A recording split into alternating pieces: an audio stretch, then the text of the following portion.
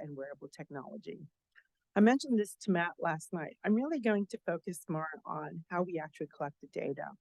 I work with many graduate students, and oftentimes for their dissertation, they just love diving right into the modeling, some complex model that nobody else has done before.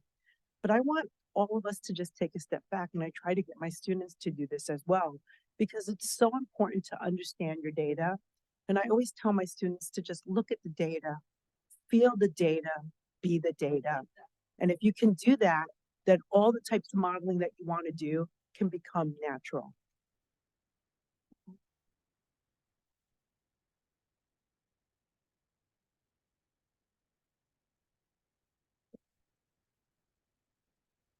I'm not able to.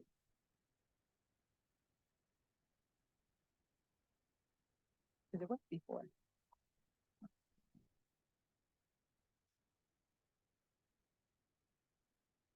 Yeah, try. Okay, so thank you. So I'm sorry about that. So when we're modeling pedestrian vehicle interactions or any type of interactions between humans and systems, I always think about it in terms of theory-driven as well as data-driven approaches. The theory-driven is kind of like what Matt was saying. We have this initial hypothesis. We infer something about the world around us. And in doing so, we want to create a study that basically provides us data to explain what goes on. The data-driven is, as we've been moving forward, we have amassed tons and tons of data. So we use it oftentimes based on research that was already collected, based on some other person's hypotheses, but we can use it to get some information about the world. So when we do this, I look at it from like 5 different perspectives that's actually going to be on almost every single slide that I have, which is there is understanding about the human, the road user, understanding the data that we have to describe that human, understanding that the context that the data is being used, what tools do we have, both analytical and data collection, and then what systems that we want to basically design for them. So I start off with the road user. And because my talk is on pedestrian vehicle interactions, I'm going to talk about the pedestrians. So actually, over 80% of pedestrian vehicle fatalities occur in urban areas. So we really focus on like why that is. And actually, one of the things that's kind of sad is that pedestrian fatalities have been increasing every year since for quite some time. And this is the statistics that come from the FAR's, the Fatality Accident Reporting System, as well as the Governor's Highway Safety Association. So what are the factors that actually relate to pedestrian vehicle crashes? There's many things. So like studies actually show that how fast that you're going can actually impact whether or not a person is going to die. Whether or not the driver is impaired. There's a lot of basically, citations related to DUIs, but also driving distracted can actually impact your likelihood of being able to see a pedestrian in front of you. People don't always come to a complete stop at intersections. There's the rolling stops or the California stops that people basically just keep going and they're not really looking all around when they're going through an intersections. They're just people who are just not familiar with the particular road condition, the inexperienced drivers. And then there are some roadways that, depending on where they're designed or where they're located, they actually limit walkability for people, and they actually discourage walking rather than encourage it. So understanding this problem, oftentimes as a researcher, we have crash data available to us. And the historical crash data does help us identify the characteristics associated with the pedestrian vehicle crashes and what goes on. However, that's not really the full picture. This is actually not a sufficient metric to provide us actually what's going on in the context of what goes on at that particular location. So I'll give you an example. Let's say we have 2 intersections, A and B. One basically has 5 pedestrian vehicle crashes recorded in the last year. The other one has 10. So when you look at just these 2 numbers, which is what you would see in crash data, you would actually say, wow, we should focus on intersection B because there's more crashes that occur. But when we look at it in terms of how many average daily pedestrian traffic there is, we might see a different story. So for example, intersection A, which had 5 crashes, actually has an average daily pedestrian count. There's only 50 that goes through it, whereas the other one might be in a downtown corridor where there's over 1,000 pedestrians.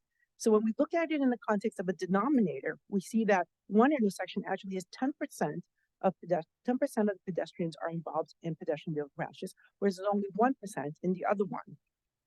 So understanding this measure, which is pedestrian exposure, basically provides us what is the number of possible opportunities that pedestrians can be exposed to a pedestrian vehicle crash. However, this metric is actually very difficult to obtain, and it's limited oftentimes from the state and the state and the local transportation agencies to where they can actually go out to get crash data, and that's usually done in high crash areas. So oftentimes, if you read a lot of literature, you'll see that there's surrogate measures or alternative measures to actually looking at pedestrians. This includes looking at like population, residential, or job density, because that's an indicator of how many people could potentially be walking in that area. It doesn't really tell you like how many people will be walking at a particular location within that area, but it gives you a sense of like what's there. Vehicle miles traveled, which is a measure that is actually collected a lot of, that's usually used as a surrogate as well. So other measures that have been used like daily vehicle traffic counts, basically going outside and taking a look at like sensors on the road. Maybe the presence of schools, parks, or other trails may actually give us an indication of how many people are walking in that area.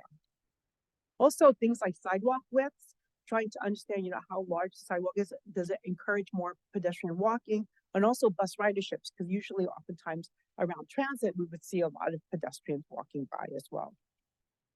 But if we really want to understand the actual pedestrians themselves, we want to be able to count the pedestrians, not just infer something based on what we see in the population.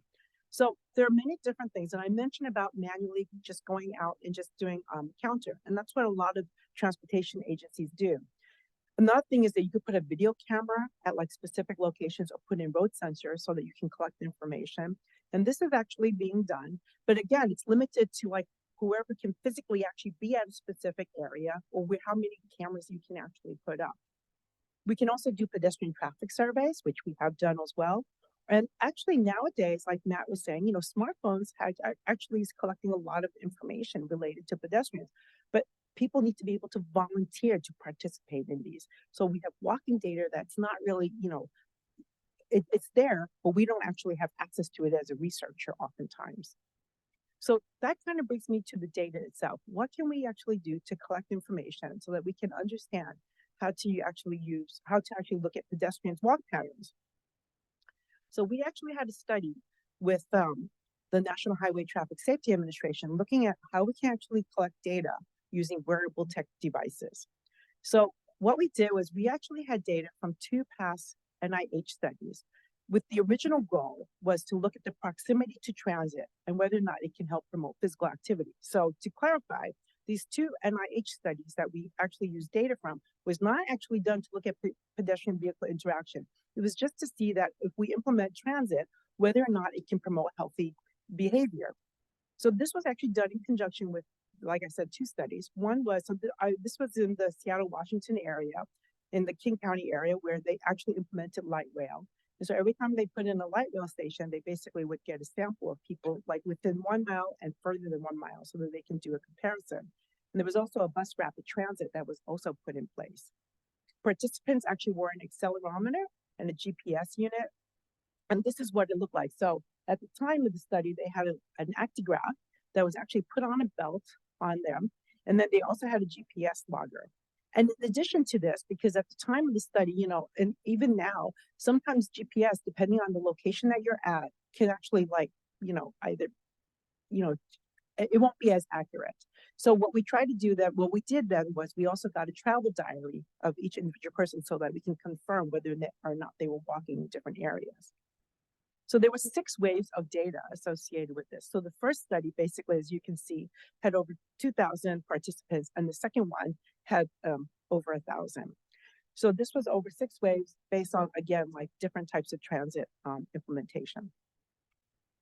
So this data, I just want to kind of clarify, was not actually representative of all walking. And I think this is really important. When we're looking at data, we want to make sure that the data we use, we understand what the limitation is, but we also want to understand what the opportunities are. This was a controlled sample that was based on the proximity to public transit. So there were cases and there were controls. For the purposes of looking at pedestrian vehicle interactions, we actually grouped them all together. But the cases were those that I said lived within 1 mile of the transit center, and then those that were controls lived over 1 mile. So basically, they wanted to try to kind of equalize that. So it's not actually representative of all people in the region. So we wanted to basically look at that, and I'll talk about that in a second. The other thing was this was a population of all adults.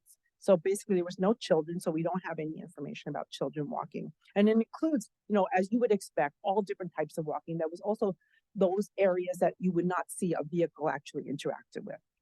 So all that actually has to be cleaned and processed before we actually, start on any type of modeling.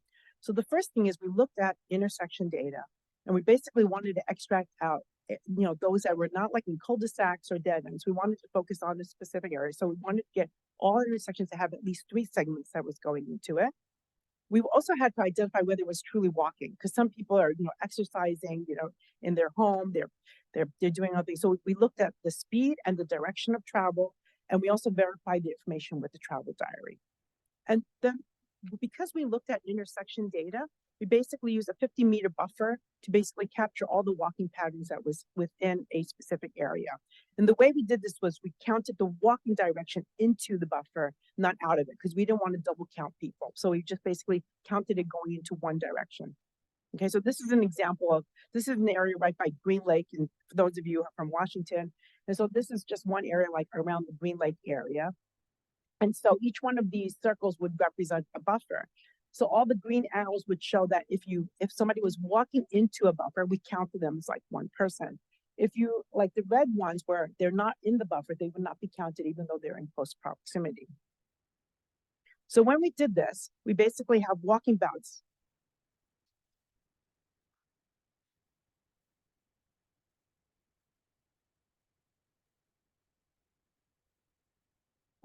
Excuse me, I have a slight technical difficulties. Okay, here I got it now. All right, so basically when we're doing so we basically calculate out what's called walking bouts, which are time segments of physical activities during which walking is actually going to be measured.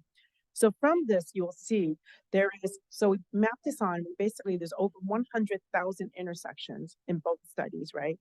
Based on like where they're located. And the intersections that actually have walking bouts is actually very small. It's only 10%. And so if you look at the data, it actually makes sense. So this is like a map of the whole entire King County area. And again, because we're focusing on those that have transit, it's really focused in the Seattle area. So you can see like where all the data is. So because of that, even though this is a study that basically looked at all of King County, we basically, for the purposes of the analysis that we're going to be doing, we basically just focus on the Seattle area so that we can capture as many of the walking bouts as possible.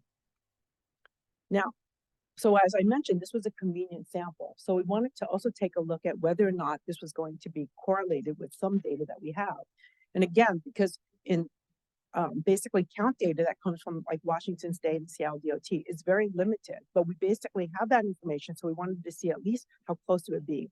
So these are basically the areas that over the last couple of years, actually last few years, that Seattle DOT and Washington DOT actually went out, had somebody there to count the data. And I want to clarify that this was only done like during peak hours, only on a few days, whereas our data was actually a lot more, continuous. But at the same time, it's what we have to do at least some comparison. So when we did this, we can see in the Seattle area that basically it is pretty correlated. I do want to kind of clarify that this was only true within the Seattle area. When we brought it out to like the King County area, we actually saw that it wasn't as correlated. So another reason why I wanted to focus on Seattle is we can actually get more comparison to like what we have seen in the state level. So that brings me to like looking at the context. So we have this data and we want to be able to map it out to like what other data that we have. So we have the pedestrian walking, which is the accelerometer and the GPS data. We have the travel diary. So we have some additional information about like, their walking intent. Then we also have intersection data so that we can map on like what all the walkings are. So this basically is available to everybody. There's US Census data, that there's something called Tiger and Line, which basically are the shape files in the geo databases for, every single city. And you can just map on like the information that you have. We get information about like traffic signs, sidewalks, etc. from the Seattle DOT. And then we also have like macro environmental data on like job densities and schools. And we can get that from like US Census data, as well as like the Washington State DOT, who can give us more general information about like parks and things like that. So when we're predicting walking bouts, we basically, the first thing is we want to be able to look at this data and see what we have. So going back to this, you can see that, by the way, there's like hundreds of variables that comes up, like when we map everything together. Now, I should also mention that there were things that lots of missing data, so those have to also be, thrown out because we can't actually use that to kind of do the comparison. So we first do a correlation analysis to take a look at the relationships. We did a stepwise regression, and then we actually looked at like using a lasso regression to kind of see which variables should be used for the future analysis. So then from there, we do model selection. And we basically, based on our initial hypothesis about what we want to look at in terms of likelihood of walking bouts in a particular area, we use something called the negative binomial model. But we also looked at it in comparison to other models that have been coming up, in terms of like more machine learning models like random forest, gradient boosted tree models, and others. So we did look at several other ones. Now, I did want to talk a little bit about the analytical tools and how we actually use them. So one of the things about analytical models, it requires good data. So if you don't have good data, you're not going to, you're going to get a model, but it may actually be not as good. So the first thing is you have to identify what the purpose is of the model. So are you describing the world? Are you going to classify the world? Are you going to do some inferences, look at associations, or are you going to be predicting some outcome? Myself and some colleagues, we actually just wrote a paper that just got published in Transportation Research Interdisciplinary Perspective, and we actually published 11 guidelines associated with when you might want to actually use one of these models. So in terms of like estimation, the first thing to do is basically once you clean up the data is to look at, what is the distribution of the data and how you want to use it. And then you want to be able to account for things like nonlinearity, the correlations, and then the model fit is really important. Matt actually mentioned that one of the issues associated with machine learning tools is that they do tend to overfit the model. So you have to kind of make sure that when you're looking at these, that there's no spurious correlations that are just going to come up. From a traditional statistical perspective, oftentimes we worry about what's called the type 1, type 2 error, which means that, you might have, like, if you have 100 different comparisons, 5 are going to naturally become significant, but are they really, or is that type 1 error? So those are things that we always have to make sure, especially when you're dealing with thousands of data points. So in this case, we actually decided, we looked at all these, and we found out that based on the way the data was set up with the demographics and the correlations, that it was actually best to actually go with more of the traditional binomial models. So we used the zero inflated model. We did 2 different models. One is the zero inflated negative binomial model, which is looking at the likelihood of observing walking bout at an intersection. Because if you'll recall, we have a lot of intersections that have 0 walking bouts, but we want to account for why people are not walking there. So that's the zero inflated part. The zero inflated on what the intersections are compared to like what the walking is. So there's 14,000 rows of observations for this. The second model that we did was, now that we understand what was actually, basically why people would walk or not walk, we wanted to see what was the likelihood of seeing lots of walking bouts in a particular area. So that's the negative binomial model, where we don't look at the ones that have no walking bouts, just look at the ones that have walking bouts and looking at high number of walking bouts. And in doing so, now we can actually capture more information about the pedestrian itself. So this is the likelihood, and there was about over 8,000 of those data points. So just quickly, the findings associated with that is that the walking bouts were actually shown to be more likely with the presence of bike lanes, traffic signals, crosswalk warning signs, higher bus ridership, job density, and also the 25-mile posted speed limit, which in Seattle, 25 miles posted speed limit at that time was what it was in the downtown corridor. So you would expect to see that there would be more walking there. So when we're trying to capture a good pedestrian exposure measure, we want it to be able to understand whether or not the variables that are correlated with it or associated with it actually make sense. So this makes sense. Those that were walking bouts that were less likely were those that have larger roadway slopes. So basically, if it was like up an incline, you'll see less people walking up them. One-way signs, so basically, traffic corridors that have like one-way directions actually, decrease likelihood that you would see pedestrian walking. And interestingly enough, parking rides also decrease walking bouts. In other words, people like drive their car, go to a parking lot, and then just split and do something. So we thought that was interesting. The one thing that was really interesting was stop signs. So in stop sign, the zero inflated model showed that basically you are more likely to see walking bouts if there was a stop sign. However, when we looked at how many walking bouts, they were actually less likely to be associated with higher number of walking. And so oftentimes when we see a stop sign, it is because there are pedestrians in the area. So there are some activities, but in terms of like high number of walking bouts, you wouldn't see as much as you would see them more so if there was a traffic signal there. So that's kind of like, the difference between them, which is somewhat interesting. But what this explains is that there's these contexts that we have to actually understand. So then that brings me to like understanding the road user from the other perspective, which is the driver. So now we see, from the pedestrian perspective, where are they more likely to walk, and what, how their walk patterns are. But will drivers actually see them, and will drivers actually understand like what that is? So, because drivers, when they come to an intersection, they might not actually see, they might not actually stop at an intersection. And why would that be? So when we look at like what drivers have to do, they basically there's things that they have to attend to on the road, but that is actually greatly, related to their workload. So in other words, the attention that's demanded by the roadway can include things like road curvatures, the traffic, the weather, other road users. And so the more attention they have to all this stuff, the greater is their workload. However, how much can they actually attend to the workload? So basically, they might have their eyes off the road because they're distracted, they're texting, they're tired, they may be drug impaired, they may be speeding, they may be doing some other things. And basically, how much attention that they should give compared to what they can is a different story. So this kind of convergence of the two curves basically is where mishaps can occur. And so this is the area that we want to be able to focus on in trying to understand like why would this situation happen? So to look at the on-road data, we basically try to put it in context. So we actually use data from like two different areas. So one was based on a study that we did with Toyota. Another one's done with the Federal Highway Administration, where we looked at the University of Michigan Transportation Research Institute. They did a safety pilot test that was within the Ann Arbor area.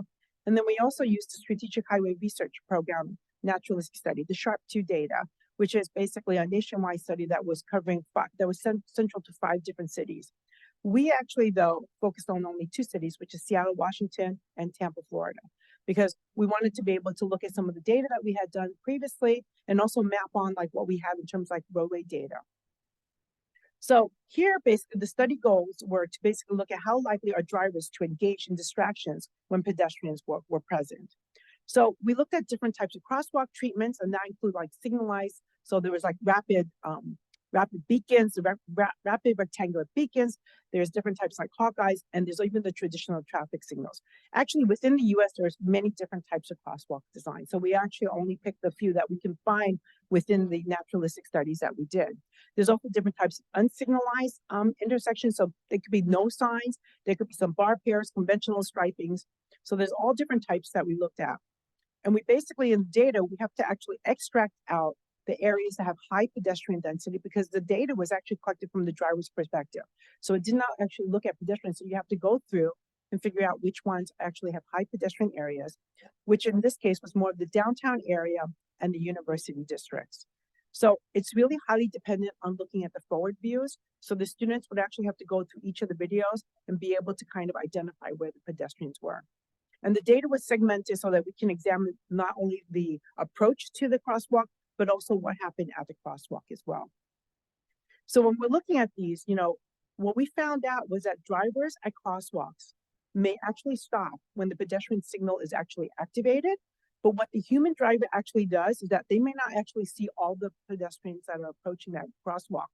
At these activated signalized crosswalks, what we found out was that drivers are more likely to stop. But we also found out that they were also more likely to be engaged in secondary task activities because there is a blinking light. So they think it's okay to kind of look down.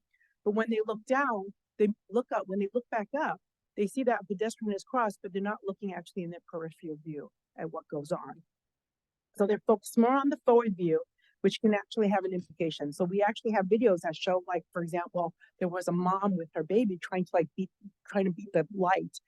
And this pedestrian this driver would drive up and then would just like step on the brake because didn't see the mom coming through. So that goes into how do we actually explore these a little bit more? Because in naturalistic data, we're very highly dependent on where the driver is going through these high pedestrian areas. So when we look at data collection tools, I know that I said that, the title of my talk is on wearable technologies and naturalistic data. But we have to actually think about how we complement the information that we see in the real world. We're trying to get more repeatable outcomes. So, I'm an advocate, and I think many of us are trying to understand the world we are in. And sometimes we have to look at other things to kind of complement it. So the real world may actually show us something surprising, but it may not be always consistent. So, for example, do all drivers actually engage in other tasks while they're at activated crosswalks? You know, and can we actually simulate something so that we can look at these scenarios that we see in the real world, repeatedly, and then basically consider what are the what if scenarios? What if that there was like one pedestrian, two pedestrian? What if we change the scenario around? So we can actually do that in a simulated world. So on the one side, this is actually the real world. This is Ann Arbor by Plymouth Road at the University of Michigan, and we basically wanted to create a simulated world where we actually, then control when the pedestrians cross, how many pedestrians cross, and then whether or not, and then we can also make sure that we control the type of distractions that they're working on. Because you could say, well, it could be just that one type of thing that they were doing, so that we can kind of see how this would work out. So when we're looking at like these different types of studies, I think it's really important to be able to understand the value of all these different things, from these controlled laboratory studies all the way to just putting up a video camera on the road to see what goes on. We do have to recognize that, with more experimental control, we have less, understanding of the real world, but it can provide you some understanding of like a repeatable extreme situation that we don't want to see happen in the real world, so that we can basically identify what that is. And then I also wanted to mention, if you look at the bottom, we also do a lot of studies where we actually complement what we do in a driving environment to trying to understand and explore what we see. So focus groups are really important. Early on, we did focus groups just to understand what people would consider is driver distractions, and whether or not they would actually be willing to use an autonomous vehicle. I still remember in one study, a lady said to me, "Oh, I do have an autonomous vehicle. It's called my grandson." So it's like trying to understand what people's perception is of the world. So that brings me to looking at the systems. And our whole goal is that, we basically try to understand what goes on around the world so that we can design appropriately for them. And that includes understanding how systems should be actually built in the future. Now, as many of us know, you see all this stuff about increasingly autonomous vehicles. Well, many of these systems still require human decision making. And we were talking about this over dinner last night. When are we going to see a completely autonomous, driverless world? I don't think we're going to see it in my lifetime. This is just my perception, because many of these systems are still not 100% perfect. And also, I think that, we will still we also have to consider the pedestrian still. So even if we think of a world where, all the cars can pontoon together and they open up like parting of the sea, for people, you still have to think about all the people who are not instrumented, who do not have detections on them. So the thing that's really kind of scary is that not all people are actually aware of what all these system limitations are. And there are actually many different types of road users still on the road, and these are just a fragment of it. The one over here, I don't know how many of you have seen this. This is actually something that happens in Seattle, Washington, in the Belltown area, where people drive basically bike on the road while drinking. So this is actually, it's like the saloon drinking. And so these are the people that you're interacting with while you're driving. And if you're in an autonomous vehicle, are you able to detect a moving object where basically you got 20 people basically drinking and biking at the same time on the road? Something to think about. So the point is that humans are still very active participants. And with increasingly autonomous systems, that human can actually become more complacent because they think, okay, the system is going to just take over. So because of that, they become less aware of their surroundings, and they become over reliant and over trusting of a system that they should probably not be. They don't have the appropriate trust that we hope that they have. The other thing that is actually problematic is that as they become more accustomed and more used to the system taking over, they become de-skilled at like some maybe very basic driving functions, which can actually lead to mode confusion in the future. So if they become more vulnerable to all these things, they can also become more vulnerable to system failures, as well as unexpected events and even attacks. So when we try to think about that context, we want to understand that confusion can arise when the human fails to understand what that mode of operation is, what the context is, why would the automation actually fail, and when we'll actually say, I can't perform in this environment, I need you to take over. The issue is that from a human's perspective, we feel like if that system worked in one situation, we just extrapolate out to all situations. It works in every place. And so therefore, I'm not going to become as alert and as aware of what things should be. So going back to the pedestrian vehicle interactions, studies actually show that for pedestrian vehicle interactions, that nonverbal cue is actually the important. They basically use eye contact now to take a look to make sure, you're not going to cross, right? Because I'm going to cross. Facial expressions, I'm in New York. What do you think you're doing? So basically hand gestures, all of that stuff is really important in the pedestrian vehicle interactions. But what happens when we go to pedestrian automated vehicles interactions and you don't actually see a driver there? So for pedestrian automated, the intent is based on more of the assumptions about what the context is. Understanding of the right of way. Well, if I'm at a crosswalk, I assume that you're going to stop. If I see the vehicle speeding up, then I know may not actually slow down. So those are things that we use to infer whether or not a driver is actually going to slow down or not.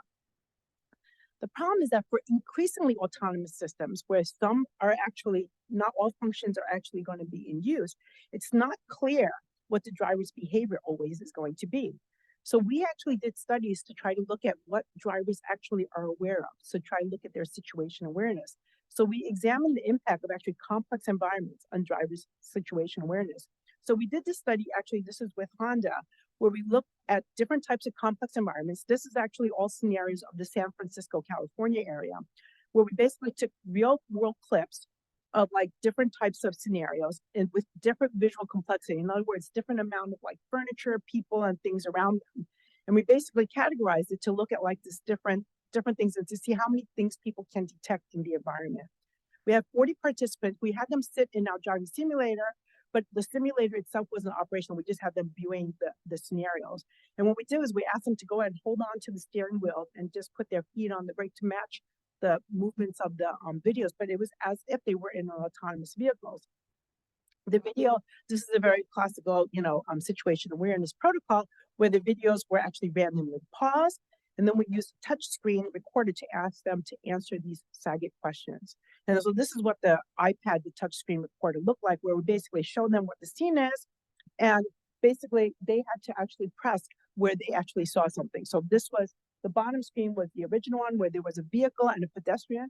They had to identify, whether or not, there was or was not a pedestrian, and they had to identify the location of it. So we then took all the scores and we basically computed a score proportion of the objects of interest that they should be looking at. And it's just basically a percent of the number that they correct over the number of times that they could have gotten it correct. And the objects of interest were moving vehicles, pedestrians that are close to the roads, and pedestrian and cyclists on the same block as the driver. So this was basically the data that we have. So one of the things that you can see is that there's a lot of people that got nothing right. So basically there's a lot of zeros. So we wanted to take a look at this and try to understand what the differences were. So we did a hurdle model, which is similar to a negative binomial model, except for that part of the conditions for normality is somewhat relaxed to also account for these excess zeros. Then we basically have, a model that basically looks at, if you're zero or not zero. And if you're not zero, what's the likelihood that you will get, increasing number of, accuracy. So the accuracy actually ranged from like 6% on the low end to 100% on the high end. The results actually show that the essay scores, they tend to be higher on straight roads, which you would expect because I can see more in front of me compared to like roundabouts and intersections. But when there was a lot of stuff going on, that actually led to more non-zero essay scores, but the scores were actually lower. So in other words, it's easier to detect something in the road, but your likelihood of detecting everything is going to be very low. So when the scenes are much more complex, it's like kind of like the gorilla effect. It's going to be very difficult for you to be able to see everything around you. I don't know how many of you are familiar with the gorilla effect, but it's a change blindness paradigm that you guys can YouTube and try to detect the gorilla in the basketball scenario. Anyway, so this is actually a heat map of the how the visual complexity and essay scores are. So you can see that there was hardly any in the upper right quadrant. So that basically the higher the visual complexity, you don't really see anybody actually capturing that information. So I just have a couple more slides, and I don't know if you want to open up for questions, but basically, so what's next? So I just kind of present like a few studies that we're doing, and I just wanted to let you know. So each of these studies that I presented is actually ongoing right now. So for the pedestrian exposure, now that we actually have a pedestrian exposure measure that we feel comfortable with, and that basically infers something about what's going on in the real world, we want to now basically look at it in a comparison to try to use it to quantify crash risk. And that's what we're doing right now as part of a NHTSA project for this coming year. And the other thing is, as part of that, is it's not just the crash risk, but understanding, because if you remember when we looked at like the King County map, you can see that there's a lot of, walking within the downtown corridor. But when they put in the light rails and the bus rapid transit, they actually went to a lot of the outlying areas, but there wasn't a lot of walking. So one of the things that we wanted to look at was the equity related factors. And that would include things like, what the median household income is, the presence of sidewalks, and also the availability of transit, facilities. To try to understand, even though we put in all these facilities, why are they not walking? What's going on? So the driver, the attention at the crosswalks, just so that I only presented the crosswalks, but we actually also looked at bike treatments too, because we actually see a different pattern. So for pedestrians, we looked at the crosswalks, but for bike treatments, it's actually like the driver is actually like going alongside the bicyclist and trying to understand, how often do they actually pick up their phone, even though there is a bicyclist right next to them. So my student actually for her dissertation is looking at putting together, she already put together a Bayesian network, and she's trying to put together a dynamic Bayesian network because there's so much spatial and temporal information. So we want to be able to capture that in a mixed mode and understand like how that changes will occur. In the situation awareness study, so my other PhD student is actually going to be using explainable AI to actually determine what the human information needs are, understanding the human workload associated with it, and then trying to understand how we actually establish appropriate trust.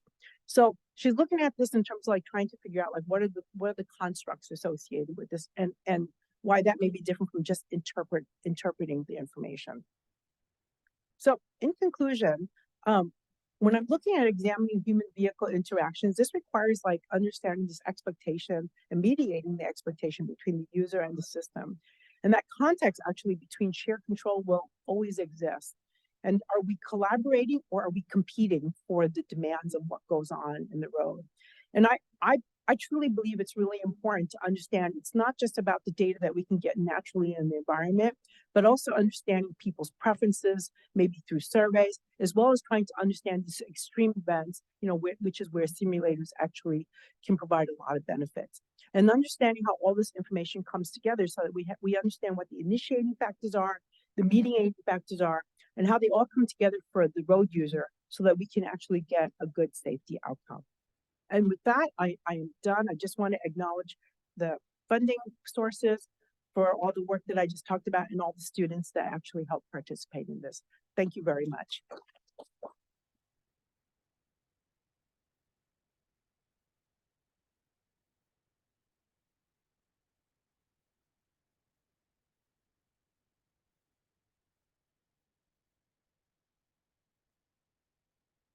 I've noticed where I live in Chapel Hill, North Carolina, lots of different crosswalk situations popping up.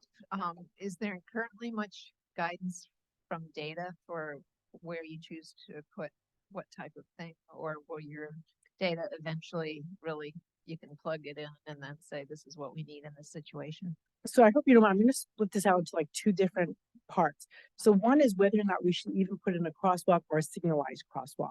So usually working with like the local transportation agency, they will actually, when they decide that they want to put in some type of signalization or some type of marking, they actually do have somebody go out to kind of like assess the area and also look at what the crash counts are.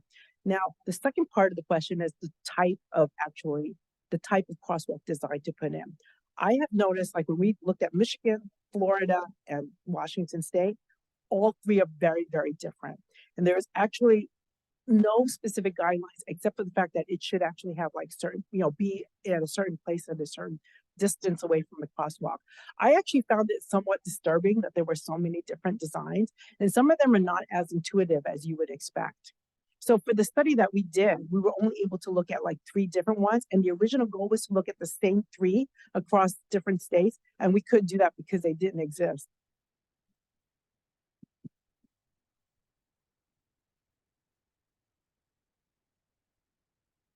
Thank you, Linda. That was fascinating. I completely didn't follow everything last night in our conversation at dinner, Okay.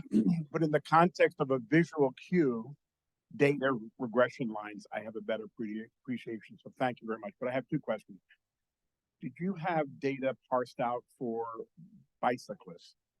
So, and did you look at these buffer zones? Because I noticed in one of your earlier slides, there was a bike trail going through one of the upper Yeah. buffer zones.